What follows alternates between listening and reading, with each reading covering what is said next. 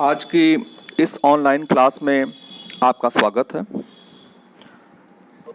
जैसा कि आप लोग जानते हैं कि कल हम लोगों ने वन्य जीव संसाधन के संरक्षण एवं प्रबंधन को पढ़ा था और उससे पहले प्राकृतिक वनस्पति संसाधन के संरक्षण एवं प्रबंधन को पढ़ा था। आपके पाठ्यक्रम में सम्मिलित बायोटिक रिसोर्सेज जैविक संसाधन इन दोनों के अध्ययन को सम्मिलित करके पूर्ण हो जाता है, यानी कि प्राकृतिक वनस्पति के संसाधन एवं संरक्षण को और वन्य जीव संसाधन एवं संरक्षण एवं प्रबंधन को। इसके बाद आपके पाठ्यक्रम का जो अगला पड़ाव है, जो अगला विषय है, वो है परंपरागत ऊर्जा संसाधन, कोयला, पेट्रोलियम और इन दोनों का वितरण, उत्पादन और संरक्षण। उसके बाद में है आपका गैर परंपरागत ऊर्जा संसाधन और उनका प्रबंधन। ये दोनों विषय ऊर्जा संसाधन से संबंधित हैं और उनके पहले लगा हुआ है परंपरागत और गैर परंपरागत, कन्वेंशनल एंड नॉन कन्वेंशनल। तो ये जान लेना नितांत आवश्यक है कि ऊर्जा संसाधन क्या है और कन्वेंशनल और नॉन कन्वेंशनल क्या है और कहाँ से आया है। तो आज इस विषय को, यानी कि कोयला संसाधन को परंपरागत संसाधन के रूप में कोयला संसाधन का वितरण, उत्पादन और संरक्षण के अध्ययन से पूर्व हम ऊर्जा संसाधन और उसके परंपरागत और गैर परंपरागत स्वरूप को जान लेते हैं। तो इस क्रम में सर्वप्रथम हम ऊर्जा संसाधन के परिचय को आपके सम्मुख प्रस्तुत करेंगे। तत्पश्चात ऊर्जा संसाधन के वर्गीकरण को आपके सम्मुख प्रस्तुत करेंगे। फिर हम लोग परंपरागत और गैर परंपरागत ऊर्जा संसाधन के कुछ उदाहरणों की चर्चा करेंगे। तो इस व्याख्यान के प्रारंभ में हम सर्वप्रथम आते हैं ऊर्जा संसाधन का परिचय। ऊर्जा संसाधन, आप लोग इसकी महत्ता को प्रत्यक्ष या परोक्ष रूप से महसूस करते होंगे। हर व्यक्ति महसूस करता है कि आप भोजन बनाने से लेकर, खाना बनाने से लेकर के एक स्थान से दूसरे स्थान तक जाने को लेकर के आपके जितने भी कार्य हैं वो ऊर्जा संसाधन पर ही निर्भर हैं। यहाँ तक कि आपकी यह जो क्लास हो पा रही है और आपने ये जो मोबाइल चार्ज कर रखा है उसके लिए भी ऊर्जा संसाधन ही महत्वपूर्ण है। तो अतिशयोक्ति नहीं होगी ये कहना कि आज हम लोग प्रत्यक्ष या परोक्ष रूप से ऊर्जा संसाधन से घिरे हुए हैं और हर व्यक्ति प्रत्यक्ष या परोक्ष रूप से ऊर्जा संसाधन के किसी न किसी रूप का प्रयोग या उपयोग अवश्य करता है। तो जब उपयोग इतना ज़्यादा हो तो यह सोचने वाली बात हो जाती है कि जो ऊर्जा संसाधन है क्या वो स्रोत समाप्त होने वाले हैं। आप अगर बहुत गौर से देखेंगे, ये जो ऊर्जा संसाधन है, ऊर्जा संसाधन के कुछ स्रोत समाप्त होने वाले होते हैं और कुछ स्रोत सतत होते हैं। समाप्त होने वाले स्रोत कौन कौन से हैं? जैसे कि आपका पेट्रोल हुआ, आपका कोयला हुआ, ये समाप्त होने वाले स्रोत हैं। सतत स्रोत कौन कौन से हैं? जैसे कि सौर ऊर्जा हुई, ये सतत स्रोत है। अगर आप देखें, बारीकी से देखें, तो ऊर्जा संसाधन के दो तरीके के उपयोग किए जा रहे हैं, एक व्यापारिक स्तर पर और एक गैर व्यापारिक स्तर पर। व्यापारिक स्तर पे किसका उपयोग किया जा रहा है? कोयला, पेट्रोलियम, प्राकृतिक गैस इत्यादि का। और गैर व्यापारिक स्तर पे किसका उपयोग किया जा रहा है? गैर व्यापारिक स्तर पे किसका उपयोग किया जा रहा है? आप लोग गौर से देखेंगे तो गैर व्यापारिक स्तर पे उपयोग किया जा रहा है बायोगैस का। ठीक है, गांव में होती है, आप लोगों ने बायोगैस का प्लांट देखा होगा।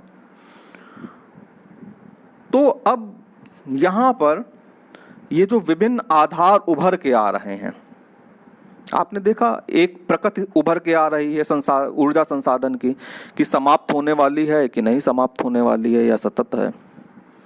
एक दूसरा आधार उभर के सामने आ रहा है कि उसका जो उपयोग का स्तर है वो व्यापारिक है या गैर व्यापारिक है। इसी तरीके से कुछ आधार हैं जिनके आधार पे ऊर्जा संसाधन का वर्गीकरण प्रस्तुत किया गया है। इस वर्गीकरण को समझ लेना नितांत आवश्यक है।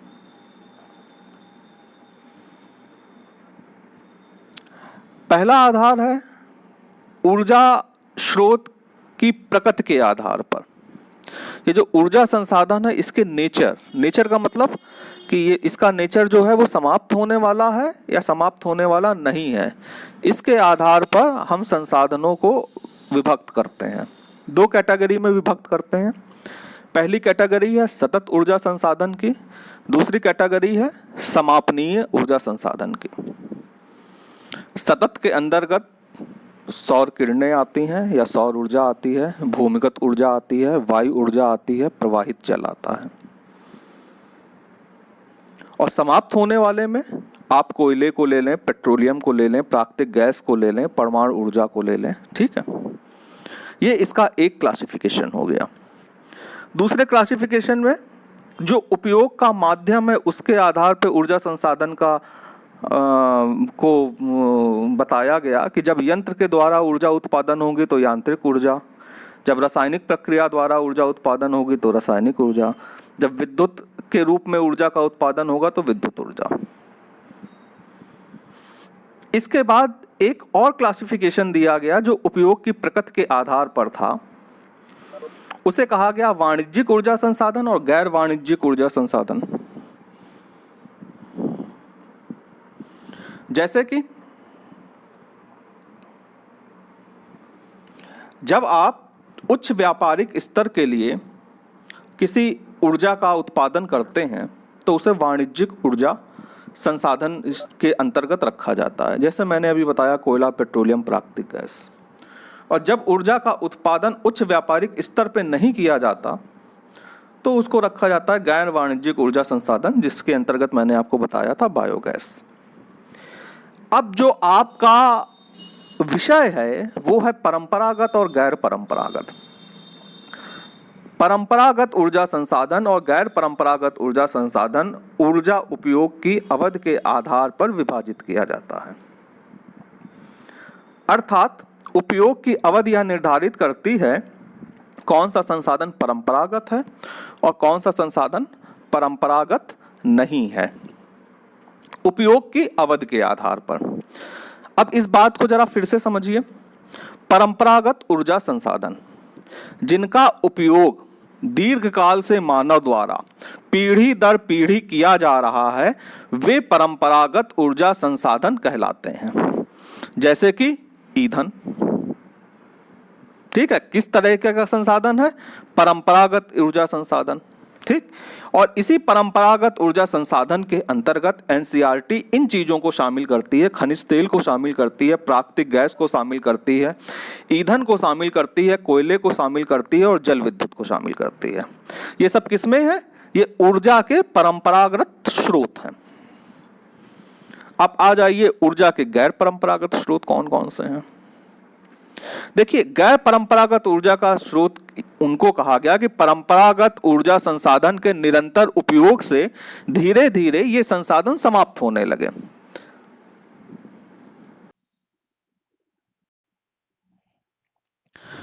हम थे गैर परंपरागत ऊर्जा संसाधन में, थोड़ा सा नेटवर्क की दिक्कत हो गई थी, तो गैर परंपरागत ऊर्जा संसाधन के अंतर्गत उन संसाधनों को शामिल किया जाता है जिनका उपयोग मानव दीर्घकाल से नहीं कर रहा है। नवीन प्रौद्योगिकी के विकास के द्वारा उसने उन संसाधनों का प्रयोग करना अभी रिसेंटली शुरू किया है, यानी कि बहुत लंबे समय से उनका उपयोग मानव की पीढ़ी दर पीढ़ी उन संसाधनों का उपयोग नहीं कर रही थी। अभी प्रौद्योगिकी का विकास हुआ है जिसके फलस्वरूप उन संसाधनों का उपयोग शुरू हुआ है। प्रौद्योगिकी का विकास क्यों हुआ, इस क्रम में मैं आपको बता रहा था कि परंपरागत ऊर्जा संसाधन के निरंतर उपयोग से धीरे धीरे परंपरागत संसाधन जैसे कि ईंधन जैसे संसाधनों के परंपरागत उपयोग से धीरे धीरे इन संसाधनों का भंडार खत्म होने लगा। जब भंडार खत्म होने लगा तो मानव को अपनी आवश्यकता की पूर्ति के लिए अन्य विकल्पों की तलाश हुई। अन्य विकल्पों के तलाश के कारण गैर परंपरागत ऊर्जा संसाधन अस्तित्व में आए जिनके उपयोग के लिए उचित प्रौद्योगिकी का विकास नवीन प्रौद्योगिकी का विकास किया गया। यानी कि इनकी जो प्रौद्योगिकी का विकास हुआ वो नवीन हुआ, मतलब बहुत पुरातन नहीं है इनकी प्रौद्योगिकी का विकास। तो इसके अंतर्गत कुछ संसाधनों को शामिल किया गया, जैसे कि मैंने एक एग्जाम्पल दिया था आपको बायोगैस। उस बायोगैस के साथ साथ गैर परंपरागत ऊर्जा संसाधन के कुछ प्रमुख उदाहरण प्रस्तुत किए हैं एनसीईआरटी ने, जिसमें पवन ऊर्जा है, सौर ऊर्जा है, ज्वारीय ऊर्जा है, परमाणु ऊर्जा है, बायो ऊर्जा है, भूतापीय ऊर्जा है। अभी जब आप लोग अपने पाठ्यक्रम के हिस्से में आएंगे non conventional energy resources and there management, यानी कि गैर परंपरागत ऊर्जा संसाधन और उनका प्रबंधन, तो वहां पे इन की चर्चा विस्तार से होगी। अभी मैं केवल इसकी आउटलाइन आपके सामने प्रस्तुत कर देता हूं। तो सबसे पहले परंपरागत ऊर्जा संसाधन। परंपरागत ऊर्जा संसाधन के कुछ उदाहरण दिए गए, जैसे कि खनिज तेल, प्राकृतिक गैस, ईंधन, कोयला, जल विद्युत। अब खनिज तेल से आपको क्या लाभ है? खनिज तेल आसानी से आपको उपलब्ध हो जाता है, आसानी से परिवहनीय है टैंकर के द्वारा। अब तो पेट्रोल रसायन उद्योग का ये आधार भी है। ठीक है। प्राकृतिक गैस क्या है? ये भी आसानी से परिवहनीय है पाइपलाइन के द्वारा, तेल और कोयले से अधिक स्वच्छ है और तेल की अपेक्षा सस्ती है। लेकिन इन दोनों से हानियां क्या है कि तेल के अभिप्लावन और गैस के रिसाव के कारण ऑक्सीजन का अवक्षय होता है। ठीक है। और इससे जो प्रदूषक निकलते हैं उससे अम्ल वर्षा होती है। और इनके विकल्प के रूप में किसी अन्य इस स्तर के जो ईंधन है उसका अन्वेषण अभी आसान नहीं मालूम पड़ रहा है। तो ये इसके प्रमुख एस्पेक्ट हैं। उसके बाद में ईंधन। ईंधन आप लोग अच्छी तरीके से जानते हैं। ठीक है। ये सुप्राय है, सुप्राप्त है। ठीक है। बहुत आसानी से प्राप्त हो जाता है और बहुत सारे लोग इसका उपयोग करते हैं। ठीक, मतलब आदिकाल से इसका उपयोग करते रहे हैं। लेकिन इसके साथ में भी कुछ हानियां जुड़ी हैं कि इसके संग्रहण में अधिक समय लगता है, प्रदूषण फैलाने वाला होता है, हरित गृह के प्रभाव में वृद्धि करता है, वनों के कटने का कारण है। अब कोयला। कोयला के भी कुछ लाभ हैं और कुछ हानियां हैं। कोयला विस्तृत रूप से उपलब्ध है, विद्युत रूपांतरण के लिए प्रयोग किया जाता है, प्रदूषण का स्रोत है और यह परिवहन में बहुत भारी है। ये इसके संग में हानि है इसका, या इसका दोष है। ठीक है। फिर जल विद्युत। जल विद्युत लाभ बहुत सारे हैं, इसकी भी कुछ हानियां हैं। जल विद्युत क्या है? इसका लाभ है कि यह प्रदूषण मुक्त है, सिंचाई और मत्स्य को बढ़ावा देता है, अपेक्षाकृत सस्ता है। लेकिन हानियां क्या हैं? जहां कहीं ये स्थापित होता है वहां पे जो स्थानीय समुदाय का विस्थापन हो जाता है, निम्न क्षेत्रों में जल प्लावन हो जाता है और स्थापित करने में बहुत खर्चीला है। तो ये एक ब्रीफ इंट्रो था आपके परंपरागत ऊर्जा संसाधन का। और तत्पश्चात अब आता है गैर परंपरागत ऊर्जा संसाधन। गैर परंपरागत ऊर्जा संसाधन में पवन ऊर्जा। पवन ऊर्जा क्या है कि लाभ क्या है? का प्रमुख लाभ यह है कि प्रदूषण मुक्त है, और दूसरा क्या है कि एक बार स्थापित हो जाने पर विद्युत उत्पादन की कम लागत लगती है, सुरक्षित है और साफ है। हानियां क्या है? ध्वनि प्रदूषण है, पवन चक्कियों को स्थापित करना महंगा है, रेडियो और दूरदर्शन के जो सिग्नल्स हैं उनके सिग्नल्स में व्यवधान होता है, पक्षियों के लिए हानिकारक है। सौर ऊर्जा। सौर ऊर्जा का लाभ क्या है कि यह समाप्त ना होने वाला सतत संसाधन है या अच्छे संसाधन है, प्रदूषण मुक्त है। हानि क्या है कि खर्चीली है। ठीक है। और इससे ऊर्जा की बर्बादी होने के ज्यादा संभावना रहती है, क्योंकि हमारे दिमाग में कॉन्सेप्ट रहता है कि ये ऊर्जा का एक सतत स्रोत है। तो ये संरक्षण की संकल्पना को के अनुसार, मतलब कि हम उसमें उस रूप में उस संसाधन को नहीं देख पाते संरक्षण की संकल्पना के अंतर्गत। ज्वारीय ऊर्जा लाभ है कि प्रदूषण मुक्त है और ये भी सतत है, समाप्त ना होने वाली है। लेकिन हानि क्या है कि वन्य जीव के आवास नष्ट हो जाते हैं और इसको दोहन, यानी कि इसके दोहन में इसके उपयोग इतना आसान नहीं है, इसका उपयोग कठिन है। फिर परमाणु ऊर्जा का लाभ ये है कि बहुत बड़ी मात्रा में ऊर्जा उत्पादित होती है। हानि ये है कि रेडियो एक्टिव व्यर्थ पदार्थ उत्पन्न होता है, जो कि हमारे लिए एक बहुत बड़ा संकट है, खर्चीला बहुत है। बायोगैस, आप लोग अच्छी तरीके से इसको देखे होंगे, गांव में इसके प्लांट जरूर होंगे। लाभ कम लागत, उपयोग में आसान, और जो हमारा व्यर्थ का पदार्थ होता है, जैव व्यर्थ का हम उपयोग कर लेते हैं और बायोगैस का उत्पादन करते हैं। हानि क्या है? हरित गृह प्रभाव, मतलब कि ग्लोबल वार्मिंग और भूतापीय ऊर्जा।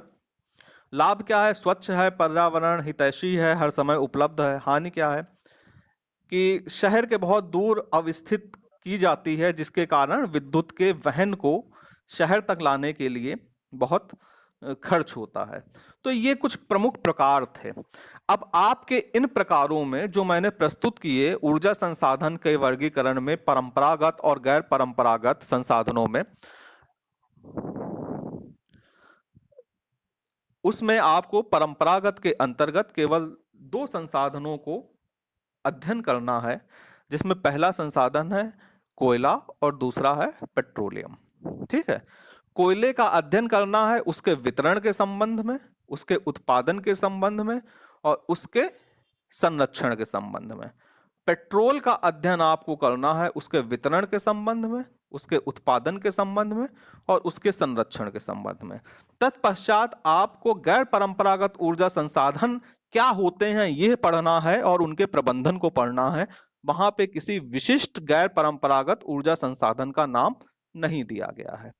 तो जब हमारी अगली क्लास होगी तो हम अगली क्लास में कोयला एक परंपरागत संसाधन के रूप में कोयले का अध्ययन करेंगे, जिसमें हम कोयले के वितरण को, उत्पादन को और संरक्षण को समझेंगे। ठीक है, तो आज के इस व्याख्यान को मैं यहीं पे समाप्त करता हूं और आप लोगों को आमंत्रित करता हूं, अगर कहीं पे कोई आपको शंका हो या कोई प्रश्न हो तो आप मुझसे पूछ लीजिए।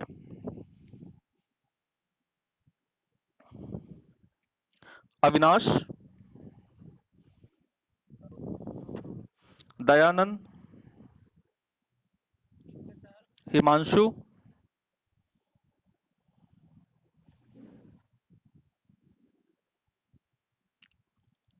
मंजुलता,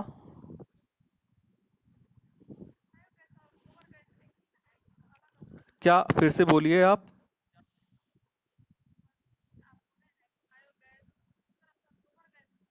वही वही, ठीक ठीक ठीक, वही वही चीज, वही चीज आप सही समझे हैं, एक ही चीज। जी। मीना कुमारी,